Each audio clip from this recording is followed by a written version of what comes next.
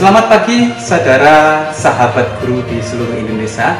Saya selaku host dari Kak Joko, Ketua PGRI Pusat Persatuan Guru Republik Indonesia, akan mencari informasi dan menggali data bagaimana tentang penerapan blended learning yang sedang dilakukan oleh Kak Joko, terutama di instansinya Universitas PGRI Adibuana Surabaya. Yuk ikuti saya selaku hostnya Kak Joko Adiwaluyo untuk mengikuti seluruh materi blended learning. Salam semangat pagi, pagi, pagi, pagi, yes!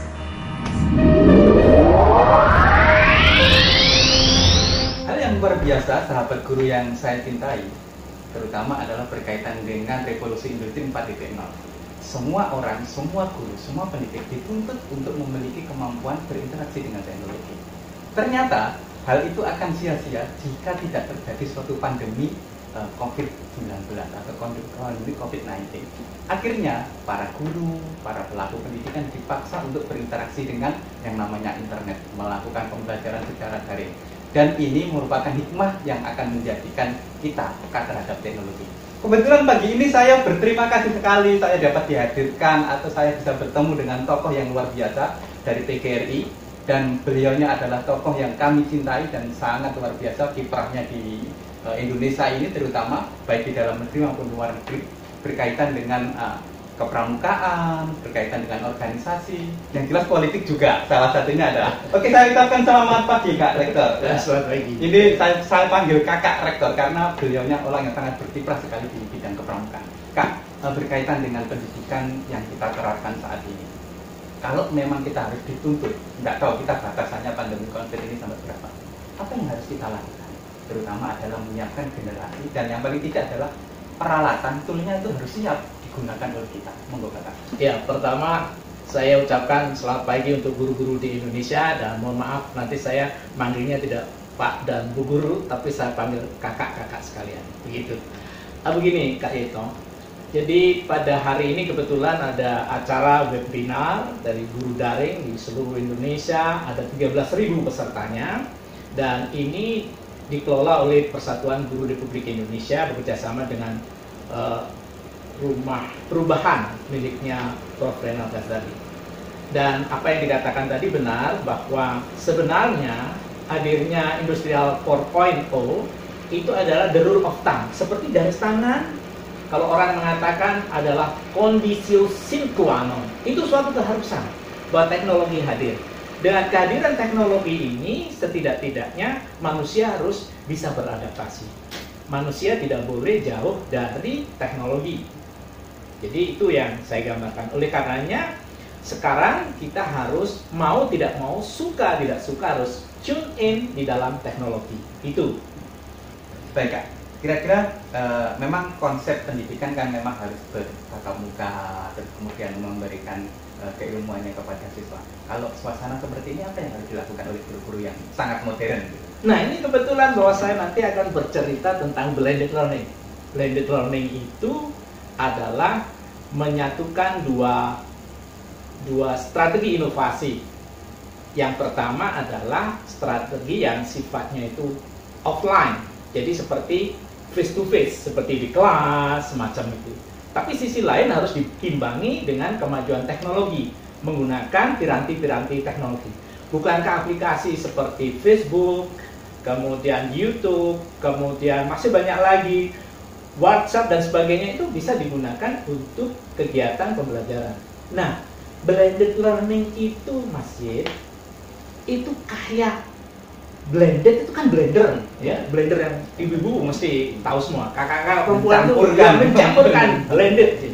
Jadi blended itu rasanya menyampurkan dua strategi inovasi untuk kepentingan tujuan pembelajaran tercapai dengan bagus. Itu yang pertama. Kemudian yang kedua, yang perlu diketahui bahwa kalau kita itu sering ke Surabaya itu makan rujak cingur. Nah, rujak cingur itu adalah gabungan dari sayur, kemudian ada cingurnya, ada tempenya, ada tahunya, ada kerupuknya, ada salad hitamnya yang bernama petis, itu dirasa enak. Juga kalau di Jawa Barat ada karedok, ya. Karedok itu kayak demikian yang dicampurkan jadi enak juga rasanya. Jadi blended learning semacam. Tapi ada alasannya ketika blended learning diterapkan. Pertama, secara empiris di kampus. Ini kebetulan saya di kampus ini, sebelumnya blended learning yang saya ceritakan ini adalah testimoni yang dikerjakan di kampus kami, masih Universitas PGRI Adibuana. Ada PGRI-nya loh ya, PGRI Adibuana. Dan pikiran-pikiran pertama itu melihat ternyata banyak beberapa program studi mahasiswanya itu self financing, jadi bayar sendiri sekolahnya karena bekerja di bank, kemudian ada yang di airport, ada yang di industri-industri, itu dia bayar sendiri. Nah kadangkala jadwalnya itu berbenturan, ada konflik, sehingga wah kalau bisa dia bisa pakai blended learning.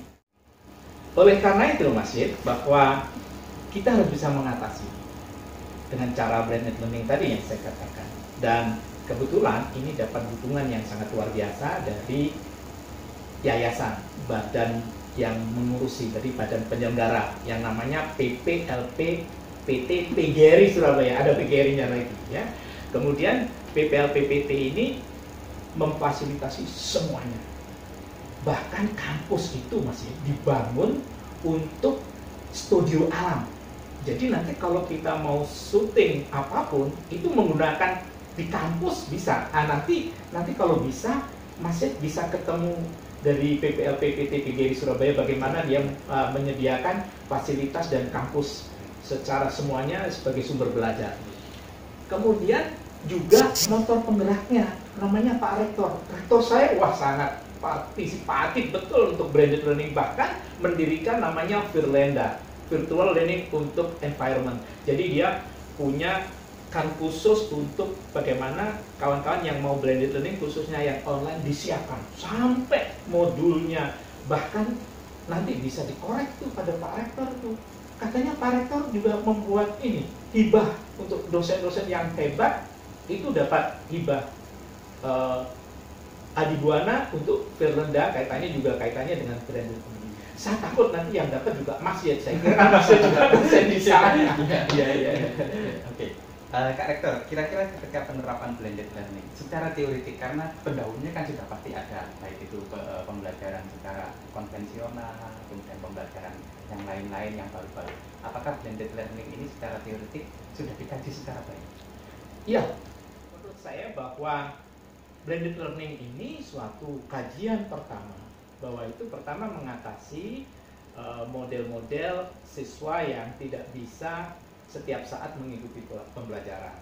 Kalau di tanah air ini cocok ini, padahal dulu namanya kalau kita ada yang sinkronus, pada saat saya berbicara mereka melihat, tapi ada yang asinkronus, jadi tidak bisa sekarang, bisa besok lusa, pagi, sore, atau kapan bisa istilahnya disiarkan atau diambil oleh mereka karena disediakan piranti itu, ataukah mungkin melalui YouTube atau dan sebagainya. Nah itu jadi kalau kita melihat secara dalam, secara teoretik memang itu suatu jawaban empirik. Apalagi saat pandemi ini, mau tidak mau, suka atau tidak suka, harus blended learning dilakukan. Nah karena pandemi ini ada pembatasan yang sifatnya besar-besaran, maka tidak mungkin kita blended learning untuk face to face yang satunya. Akhirnya semua adalah online kayak gitu. Oke. Kak Joko, kira-kira kan kita juga dari sekian pulau di Indonesia, kan tidak semuanya sudah bisa menggunakan teknologi secara baik. Ada teman-teman guru kita yang di pelosok, terus kemudian apakah ada kemungkinan besar mereka bisa menerapkan blended learning ini ketika mereka masih memiliki kekurangan atau jaringan atau apa saja masih belum tersedia di tempat mereka? Saya kira kalau kita lihat nantinya pasti jaringan itu akan terbentuk. Daring yang dilakukan melalui blended learning ini menggunakan piranti yang sudah ada, aplikasi-aplikasi yang ada dan itu murah dan terjangkau ya, semuanya bisa menggunakan. Guru-guru sudah bisa, kalau WhatsApp aja bisa ya kan, kayak gitu. Belanja aja pakai WhatsApp, pembelajaran masa tidak pakai WhatsApp, semacam itu. Tetapi di era disruption ini, yang disebut era disruption ini, orang akan mau tidak mau terganggu. Ini era penuh gangguan masih ya di era disruption. Lah guru mau nggak terganggu? Guru harus mau diganggu. Jadi begini, guru itu tidak boleh teknofobia. Jadi fobi terhadap teknologi pokoknya teknologi nggak boleh teknofobia. Tapi juga tidak boleh teknomania, mania terhadap teknologi sehingga pada suatu saat gitu ya. kecanduan suatu saat dia tidak bisa menggunakan pembelajaran ketika pembelajaran konvensional mau tidak mau juga masih bisa ditarik kembali untuk diajarkan, maka tidak bisa karena sudah kecanduan teknologi. Yang benar adalah guru Indonesia harus teknofilia. Teknofilia itu adalah menggunakan piranti teknologi untuk kepentingan-kepentingan sesuai dengan warung jamu. Nah, ngerti nggak warung jamu? Itu adalah singkatan dari W-nya waktu, Mas. Nah, jadi karakter oh, catat dong, ini warung jamu, ini harus catat. W-nya adalah waktu, ruangnya itu capacity. Kapan dilakukan? Space time-nya, jadi nggak mungkin dibuat subuh itu sekarang bisa ya dilakukan itu karena langsung dibuka karena direkam. Ya. Warung jamu, waktu, ruang, jumlah dan mutu. Jumlah dan mutu. Harus ada berkaitannya dengan jumlah dan mutu itu. Iya, jadi kaitannya untuk siapa, kapasitas apa diberikan dan quality-nya harus dijamin. Jadi harus ada istilah warung jamu. Ya? Baru ini ya, warung jamu. Waktu, ruang, jumlah dan mutu. Oleh karena itu sering omong-omong sama bejo. Bejo singkatan dari bersama Joko. Betul. Oke, Kak Joko. Kalau memang blended learning ini nanti diterapkan bukan diterapkan ya, memang sudah diterapkan di Univers Surabaya, saya ingin tahu apakah sumber dayanya, kemudian toolnya, baik itu softwarenya atau hardwarenya, kita anggap kalau orang teknologi bicara pasti software dan hardware ya. Apakah Universitas PGRI di Buana Surabaya sudah mumpuni untuk itu? Ya, kalau kita lihat nanti Mas Yed, saya minta untuk lebih mendalami lagi di Perlinda itu bagaimana kampus Universitas PGRI di Buana itu menyediakan. Nah, saya pernah melihat sendiri Pak Rektor mengadakan hibah, itu salah satu stimulan agar para dosen bekerja untuk sungguh-sungguh tetapi mendapatkan reward dari itu.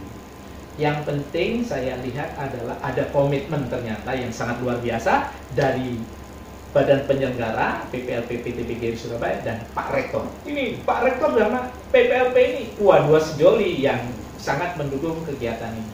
Dan sumber daya itu tampaknya juga ada kegiatan-kegiatan yang sifatnya online untuk pembelajaran para dosen bagaimana menggunakan piranti-piranti itu. Ini saya kira sudah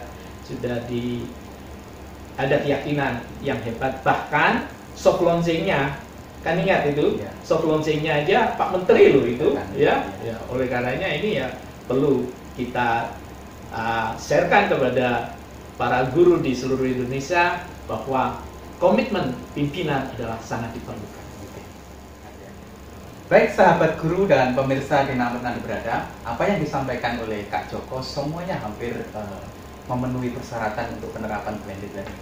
Selanjutnya nanti kami dan tim akan melakukan review dan melihat secara langsung konten-konten ataupun fasilitas apa saja yang ada di Universitas PGRI di Buana Surabaya berkaitan dengan penunjang dari blended learning. Baik, terima kasih dan tetap harus berada di stasiun kami bersama Kak Joko. Kita salaman dulu ya, Kak.